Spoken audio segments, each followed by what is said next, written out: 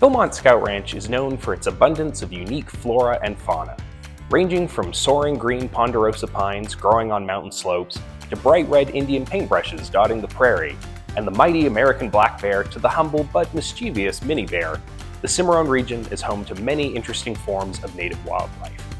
Being a ranch, you might also expect to see some domesticated plants and animals too, including alfalfa, hay, horses, cattle, burros, and more. But did you know Philmont was once also home to a camel named Omar? Learn more about this peculiar piece of Philmont history in this edition of Artifact of the Week.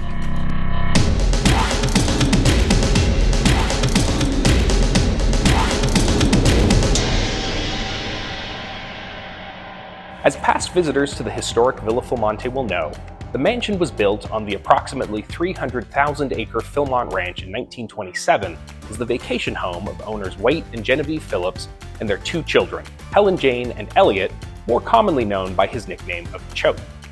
Although all members of the Phillips family were known to love their time vacationing in Cimarron, perhaps no one loved the opportunities for adventure presented at Philmont more than Chope.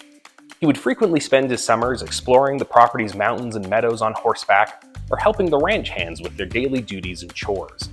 He even had a small collection of unusual and exotic pets he took care of here, including an Alaskan Malamute named Yukon, a squirrel, a parrot, and yes, even a pet raccoon that was known to roam the villa freely and snack on goldfish found swimming in the solarium fountain.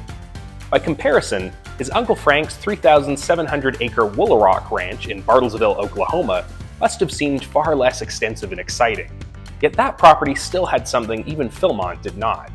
Established in 1925, the property was a lavish retreat for Frank Phillips and his family. The name Woolarock is actually a portmanteau of the words woods, lakes, and rocks, prominent features on the Osage Hills property. However, perhaps the most notable features were the 30-plus different species of native and exotic animals found there, including bison, elk, longhorn cattle, water buffalo, llamas, Barbary sheep, ostriches, Sardinian donkeys, and pygmy goats. However, it was the camels in Uncle Frank's collection that particularly caught Chope's interest on one of his visits with his family. Before returning home, Chope was said to have wishfully mentioned how much fun it would be to have a camel of his very own. A short time later, Omar the Camel showed up at the Philmont Ranch in New Mexico as a gift from Uncle Frank. Omar arrived as a yearling and lived in the pasture below the Tooth of Time. He grazed on native grasses and was said to have greatly enjoyed the company of ranch horses whenever they were ridden through his field. The last camel native to North America was Camelops histernus, which vanished along with horses, short-faced bears, mammoths, mastodons, ground sloths, saber-toothed cats, and many other megafauna as part of the Quaternary extinction event, coinciding with the migration of humans from Asia at the end of the Pleistocene, around 13 to 11,000 years ago. As a result, the sight of a camel on the plains of New Mexico was a rarity when Omar arrived, to say the least. Today, there are 3 species of camel native to Asia and Africa. Omar is believed to have been what is known as a dromedary or Arabian camel, also known as a one-humped camel. The tallest of the camel species, adult males stand 5 foot 11 inches to 7 foot 10 inches at the shoulder, while females are typically 5 foot 7 inches to 6 foot 3 inches tall. Males typically weigh between 880 and 1,520 pounds, and females weigh between 660 and 1,190 pounds. The dromedary is now considered a domesticated species and has not occurred naturally in the wild for nearly 2,000 years. They were probably first domesticated in the Arabian Peninsula about 4,000 years ago, or in Somalia 5,000 to 9,000 years ago. In the wild, the dromedary inhabited arid regions, including the Sahara Desert, while domesticated dromedary are generally found in the semi-arid to arid regions of Africa, the Arabian Peninsula, and Australia. These camels are often raised for their meat and milk, and are commonly also used for riding and as a pack animal. Despite there not being significantly large herds of camels in North America today, though, Omar was far from the first non-prehistoric camel in New Mexico. In fact, the United States Army had established the United States Camel Corps in 1856 to use camels as pack animals in the Southwest.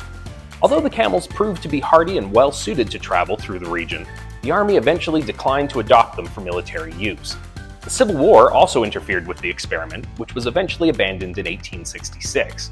However, the animals were sold at auction, and many of their descendants can still be found on farms and ranches across the country today, along with others that have continued to be imported from overseas. In fact, just down the road from Philmont in Maxwell, New Mexico, the Dines T Ranch is still home to a small herd of Bactrian, or two-humped camels today. Sadly, at the age of 4, Omar was found lying next to one of the stream beds in his Tooth of Time pasture. Not breathing, it is thought that he was struck and killed by lightning. Omar was later buried somewhere in the pasture he called home, and although he is long gone, the story of Omar the Camel remains a popular tale for visitors to the villa and a quirky chapter in Philmont history. That's all the time we have this week. Join us next time as we continue to learn more about the history of Scouting America through the collections of the National Scouting Museum and Artifact of the Week.